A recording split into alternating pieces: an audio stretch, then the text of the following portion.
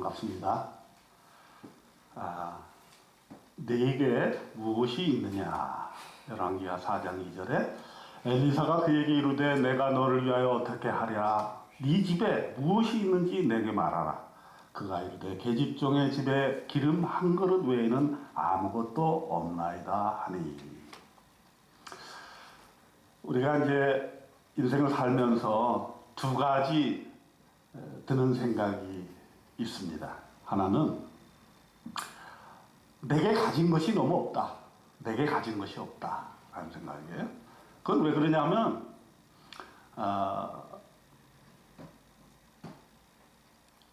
많이 있는 사람만 보기 때문에 그런 것 같아요. 예. 또 한 가지는 내가 가진 것 같긴 한데 너무 적다. 내가 가진 것이 너무 적다. 이런 생각이 들어요. 자꾸 우리는 다른 사람이 가진 것보다 그만큼 갖고 싶고 또 더 가지고 싶고 그런 어떤 욕심이 우리 안에 있는 거죠. 물론 그 욕심이 우리를 더 부하게 만들기도 하고 더 진취적으로 만들기도 합니다. 그런데 오늘 성경에서는 우리에게 그 두 가지 질문에 대해서 그것이 아니라 너는 가지고 있다.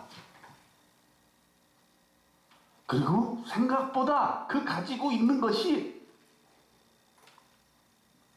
많고 귀하고 가치 있고 쓸만한 것이다. 이렇게 말씀을 해주고 있다는 거예요. 오늘 그 말씀을 한번 우리가 입증해 보려고 하는 거예요. 한 여인이 엘리사를 찾아왔습니다. 엘리사는 엘리야의 후계자인데 엘리야보다 엄청 기적을 많이 일으키는 선지자였어요. 당대에 뭐 문제가 있으면 엘리사한테 가면 문제가 해결해진다 이렇게 생각을 했기 때문에 한 여인이 엘리사를 찾아왔습니다. 어떤 여인이었느냐? 이름은 없어요. 선지자의 제자 중에 한 사람의 아내였다. 그러니까 지금으로 말하면 한 신학생쯤 됐는데 신학생의 그 부인이 돌아가신 거예요. 자, 이렇게 남편이 돌아가니까 어떻게 됩니까? 우리는 그건 너무나 잘 압니다. 남편이 그것도 신학생이니까 뭐 얼마나 재산이 있었겠어요. 남편이 돌아가니까 재산이 몰락이 되는 거죠. 먹고 살 여력이 없어지는 것이죠. 다른 사람의 눈총을 받는 것이죠. 빚은 늘어갑니다.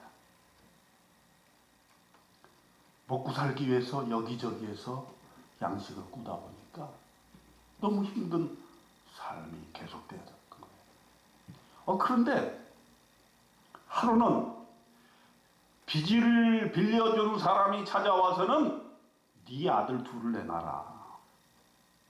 네가 빚을 못 갚을진데 내가 그 두 아들을 종으로 팔아가지고 그 빚을 대신하겠다. 이렇게 얘기를 하는 거예요. 청천벽력과 똑같은 말이에요. 우리 한부모 이렇게 돌아보면 남편이 돌아가거나 이혼하거나 이랬을 때 자식에게 소망을 둡니다. 그렇지 않습니까? 자식만 보고 내가 살아가겠다. 그런 생각들을 많이 하게 되는데 그 자식을 뺏길 그런 위기에 지금 접하게 된 거예요. 그래서 도대체 이 문제를 어떻게 하소연해야 되겠는가 엘리사를 찾아갔습니다. 엘리사가 뭐라 그랬냐면 내가 너를 위해서 무엇을 어떻게 할까? 일단 이렇게 시작을 해보자. 네 집에 가지고 있는 것이 무엇이 있느냐? 이 집 오늘의 설교 제목입니다. 너에게 무엇이 있느냐? 여기부터 출발을 하는 거죠. 그랬더니 그 여인이 뭐라 그랬습니까? 계집종의 집에 기름 한 그릇 외에는 아무 아무것도 없나이다. 그랬습니다.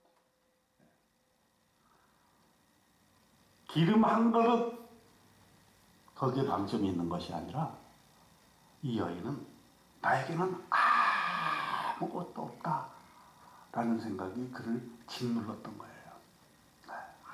아무것도 없다. 여러분 인생에서 뭐 좀 남았습니까? 집 한 채라도 좀 있고 아파트라도 한 채 있고 그러시면 조금 괜찮을 거예요. 여러분,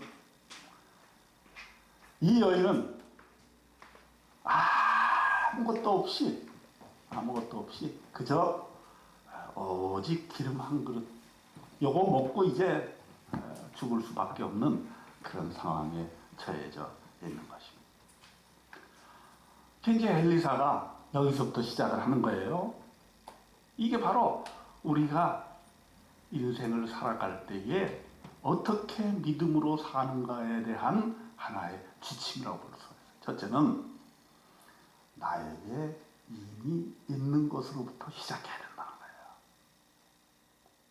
거꾸로 얘기하면 더 달라고 기도하지 말라는 거예요. 물론 우리는 기도에 제한이 없습니다. 여러분 마음껏 기도하세요. 마음껏 달라고 기도하세요. 그러나 기도에도 기본적인 태도가 필요하고 기도에 힘학이 필요해요. 어느 정도 믿음에 있다고 자부하시는 저와 여러분은 오늘의 말씀에 순종해야 되는데 이미 하나님께서 나에게 주신 것이 있다라고 하는 것, 이거를 믿으시기를 바랍니다. 아멘. 왜냐하면 믿음이 없는 사람들은 나는 정말 가진 게 없다, 하나님께서 나에게 주신 것이 없다, 이렇게 생각하기가 쉽거든요. 근데 우리가 믿음이 깊어지면 깊어질수록 물론 하나님께서 여러 가지 것들을 나에게 주십니다. 그러나 더 중요한 것은 내가 이전에는 발견하지 못했던 것들에 대해서 하나님이 나에게 이런 것을 주셨구나라고 하는 내가 가진 것에 대한 통찰, 확신, 이전에는 보지 못했던 것을 하나님께서 나에게 주셨다는 사실을 깨달아 아는 것, 여기부터 출발하는 거예요. 저는 우리 성도님들을 볼 때 내가 보이는 것이 많아 있어요. 저 성도님은 저런 걸 가지고 있구나. 어떤 분은 섬기고자 하는 마음, 어떤 분은 또 다른 사람을 전도하고자 하는 마음, 어떤 분들은 자기 재능을 어떻게든 발휘해서 다른 사람을 섬기고자 하는 그런 마음들이 있는데, 그렇게 자기에게 가지고 있는 것, 이미 하나님께서 주신 것을 깨달아 하는 것, 그리고 감사하는 것, 이것이 바로 우리 인생의 출발점이 돼야 된다 하는 것입니다. 우리는 살아가면서 나에게 없는 것만을 생각하고 자꾸 다른 사람하고 비교하기 쉽습니다. 비교의식이죠. 다른 사람과 비교해서 나는 이것이 부족하고 무엇이 더 있어야 되고 지금 있는 것보다 더 가져야만 된다, 그렇게 생각하기가 쉽습니다. 그런데 하나님의 입장에서 보면은 하나님은 나는 준 것 같은데, 나는 할 만큼 한 것 같은데 너는 왜 자꾸만 달라고 그러느냐, 너에게 있는 것을 왜 인정하지 못하느냐, 왜 깨닫지 못하느냐, 활용하지 못하느냐, 열매를 맺지 못하느냐라고 나에게 말씀하시는 것을 여러분들이 들어야 할 줄 압니다. 이미 하나님께서 나에게 넘치도록 주셨다고 하는 것, 이게 바로 믿음의 고백인 것입니다. 여러분, 앞으로 기도할 때 이렇게 한번 기도해 보세요. 따라해 봅시다. 하나님, 그만 주세요. 그만 주세요. 넘치도록 차고 넘칩니다. 그만 주세요. 그만 주세요. 여러분, 그렇게 기도하세요. 그렇게 기도하시면 하나님이 하나님께 역사하실 줄 믿습니다. 여러분 기도에도 말이요 그 비결이 있어요. 네? 그러니까 자꾸 너무 없는 것 생각하고 달라고만 생각하지 말고 나에게 있는 것을 하나님 앞에 고백하고 있는 것을 어떻게 활용하면 좋을까요? 하나님 내게 있는 것이 어떻게 쓰여지면 좋을까요? 이렇게 기도하면요 하나님이 깜짝 놀라십니다. 야, 네가 이제 신앙생활을 제대로 하는구나. 네가 믿음이 제대로 돼 있구나. 응? 많은 사람들이 자기 것을 옮겨지기 위해서 믿음을 자기 개인의 이익의 도구로 사용하고 하나님을 자기 목적에 이용하려고 하는데 너는 그렇지 아니하고 네가 가지고 있는 것을 감사하고 받아들이고 인정할 줄 아는구나. 하나님이 참 기뻐하시게. 그래서 이 여인이 기름 한 그릇을 하나님 앞에 내어놓은 거예요. 그랬더니 두 번째로 이 엘리사가 제안한 것이 뭐냐면, 자, 이제 하나님께서 역사하실 텐데 빈 그릇을 다 이웃들한테 빌려와라. 자기 믿음이 없을 때는 말이죠. 이게 무슨 말인지를 모르는 거예요. 그렇잖아요. 믿음이 없을 때는 열왕기하 4장 3절에 나와 있는 말씀 이르되 너는 밖에 나가서 모든 이웃에게 그릇을 빌리라. 빈 그릇을 빌리되 조금 빌리지 말고 그랬습니다. 네. 밖에 나가서 무슨 말이에요? 밖에 나가서 이 여인이 지금 빚을 너무 많이 져가지고 아들 둘을 잃어버리게 되는 그런 아주 어려운 상황에 처해지게 됐는데 되게 사람이 그렇게 되다 보면은 문 닫고 집 안에 틀어박혀 있기 싫어요. 우울하고 낙담하고 내가 어떻게 살아야 될까 이렇게 생각하기 쉬워요. 나가던 교회도 안 나가고 또 사람도 안 만나고 그렇게 되기가 쉽습니다. 그런데 오늘 엘리사가 얘기한 해결 중에 하나는 집 밖에 나가라는 거예요. 집 밖에 나가. 그리고 나가서 어떻게 하느냐? 모든 이웃에게 그릇을 빌리라.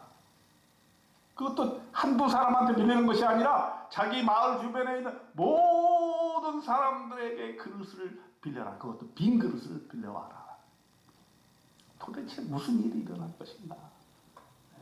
그런데 여러분 우리가 하나님의 역사를 이룰 때 이거 굉장히 중요하다 그런 생각이 듭니다. 여러분이 우리가 혼자서는 할 수가 없어요. 우리가 믿음의 식구들이 이렇게 모여서 같이 기도하고 이렇게 신앙생활을 더불어 같이 하는 이유가 뭡니까? 함께 더불어 사는 거죠. 그렇기 때문에 이렇게 이 여인이 어려울 때 다른 사람의 빈 그릇이 필요하다. 사실 우리는 다른 사람에 대해서 좀 어떨 때는 왜 그럴까? 왜 나를 안 도와줄까? 내가 이렇게 어려운데 저 사람들은 뭐 하는 건가? 이런 안타까운 생각이 들 때가 있어요. 근데 그것은 그렇지 않아요. 우리 세상은 우리가 생각하는 것보다 좀 더 좋은 세상이에요. 항상 밝게 생각해야 될 필요가 있어요. 특히 우리가 믿음의 동료들, 믿음의 형제 자매들은 우리가 어려울 때 서로 도울 수 있는 마음의 준비가 다 돼 있어요. 그런데 뭡니까? 말을 안 하기 때문이야. 그릇을 빌리지 않기 때문이에요. 그래서 우리는 믿음 안에 나 혼자서 고민하고 나 혼자서 애를 쓰고 그러지를 말고 항상 어려움이 있을 때 문제 해결을 해야 될 때 하나님께 기도하고 우리는 다른 사람의 도움을 받아야 된다는 것이죠. 그것이 엘리사가 두 번째로 제시한 내용인데 뭐냐면 한두 그릇을 빌리지 말고 온 마을에 그릇 있는 대로 다 가져와서 하나님의 역사가 어떻게 일어나는지를 봐라 하는 것입니다. 사실 그 기름 한 그릇은 아주 작아 보입니다. 도대체 기름 한 그릇으로 무엇을 할 수 있는가? 내 문제, 이 여인이 빚진 것을 다 갚고 아들도 살리고 나머지 죽을 때까지 자기 생계를 유지할 수 있는 길이 있겠느냐? 인간적으로 보면 그렇게 할 수 있는 길이 없었죠. 그런데 오늘 말씀에 보게 되니까 그 기름 한 그릇 작은 것을 가지고 하나님의 역사가 일어난다고 하는 사실입니다. 그렇기 때문에 나는 나에게 있는 것을 하찮게 여길지 몰라도 하나님의 손에 들리게 되면 그게 하찮은 게 아니라는 거예요. 여러분, 모세가요 출애굽으로 기적을 일으킬 때 뭐 가지고 했어요? 지팡이 하나 가지고 했습니다. 지팡이 하나. 자기에게 가지고 있는 것은 오직 뭐예요? 지팡이 하나야. 그가 처음부터 무슨 능력이 있었다거나 처음부터 지도력이 있었다거나 그렇지 않습니다. 성경에 보면 내가 도대체 무슨 능력이 있어서 이스라엘 백성들을 이 애굽의 땅에서 구원해서 홍해 바다를 건널 수가 있겠습니까? 그러나 지팡이 하나, 작은 것 하나가 하나님의 놀라우신 능력이 함께 할 때 홍해 바다를 가르게 되는 역사가 일어나는 것인데, 여러분, 그렇기 때문에 모든 기적의 출발은 현재 나에게 하나님께서 주신 것이 작은 것이 어떤 것이 있는가를 파악하는 데부터 시작이 됩니다. 사르밧 과부도 동일한 경험을 했잖아요. 가뭄이 들어서 먹을 것이 하나도 없었어요. 가루 한 움큼과 병에 기름 조금밖에 남지 않았습니다. 그런데 그 마지막 남은 것을 엘리야를 위해서 쓰게 되었을 때에 놀라운 역사가 일어났다 하는 것을 우리가 알고 있지 않습니까? 사르밧 과부가 하나님의 말씀에 순종해서 그 마지막 남은 것을 하나님께 내어 드릴 때에 이렇게 얘기가 됩니다. 여러분, 이상 17장 14절에 보니까 나 여호와가 비를 지면에 내리는 날까지 그 통에 가루가 떨어지지 아니하고 그 병에 기름이 없어지지 아니하리라. 이런 놀라운 기적이 일어났던 것이죠. 신약에 와서 오병이어의 기적도 봅시다. 보리떡 5개 하고 물고기 2마리를 가지고 5,000명을 먹이신 그 예수님의 놀라운 기적의 사건이 있어요. 근데 이거는 뭘로 시작이 됐어요? 떡 5개와 물고기 2마리. 어떻게 보면 하찮은 도시락입니다. 그 어린아이가 먹으려고 가져왔던 하찮은 도시락이지만 그것이 하나님의 능력 가운데서 기적을 일으키게 되었을 때 5,000명이 먹고도 12광주리가 남은 그런 놀라운 역사가 일어났다라고 하는 거예요. 그렇기 때문에 그 작은 것이 하나님의 손길에 맡겨지게 될 때 큰 기적을 이루게 되는 것입니다. 오늘 이 여인도 이제 자기의 기름 한 그릇 그것을 하나님 앞에 내어놓을 때에 믿음으로 그것을 내어놓을 때에 기름이 넘쳐나는 놀라운 역사가 일어났습니다.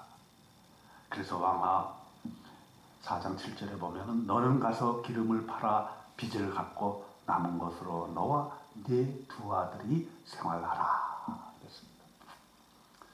이 여인이 자기가 가지고 있는 마지막 남은 것을 하나님 앞에 올려드리고 믿음으로 엘리사의 말씀에 순종했을 때에 기적이 일어났는데 기름은 차고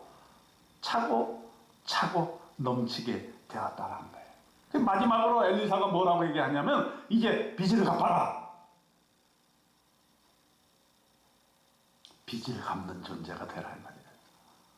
네. 여러분, 우리가 인생 살면서 빚진 존재로부터 빚을 갚는 존재가 돼야 된다는 사실입니다. 여러분 혹시 빚이 있습니까? 하나님께서 여러분의 빚을 다 먼저 해결해 주시기를 원합니다. 네. 그리고 하나님께서 그렇게 해줄 때에 빚을 갚는다는 것은 뭐냐? 하나님께서 나에게 이런 놀라운 은혜를 베풀어 주신 것에 대해서 그 빚진 것을 갚으라는 거예요. 이 말씀은 그런 의미가 들어가 있는 거예요. 우리 인생이 빚을 갚는 인생이 되어야 되는 거예요. 마지막에는. 그래서 너는 가서 기름을 팔아 빚을 갚고 남은 것으로 너와 네 두 아들이 생활해라. 여기에 이제 불교, 천주교와 우리 개신교의 차이가 있어요.